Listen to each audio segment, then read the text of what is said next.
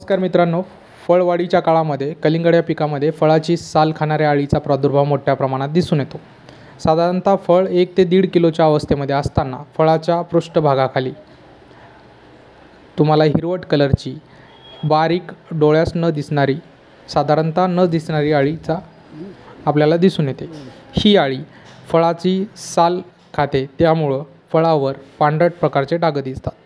असे पांढरट डाग दिसले तर फळाची गुणवत्ता व मार्केटचा रेट यामध्ये आपल्याला थोडीशी घट दिसून येतो। त्यामुळे याचं नियंत्रण करणं गरजेचं आहे। त्यामुळे मार्केटमध्ये आपल्याला कीटकनाशके आहेत याची जर फवारणी केली तर आपल्याला चांगल्या प्रकारे रिझल्ट दिसू शकतात। यामध्ये आदामा कंपनीचं बॅराझाइट 40 मिली प्रति 20 लिटर पाण्यामध्ये जर आपण फवारणी घेतली तर चांगले रिझल्ट दिसू शकतात। दुसरं आपण FMCचं कोराजन 8 ml प्रति 20 लिटर पाण्यामध्ये जर फवारणी घेतली तर आपल्याला रिझल्ट चांगले दिसू शकतात।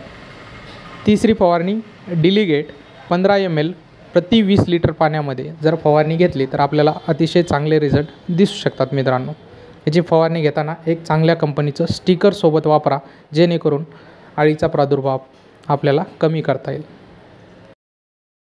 मित्रांनो, व्हिडिओ जर आवडला तर कलिंगड पिकाविषयी अधिक माहितीसाठी आमच्या चॅनलला लाईक आणि सबस्क्राईब नक्की करा। धन्यवाद।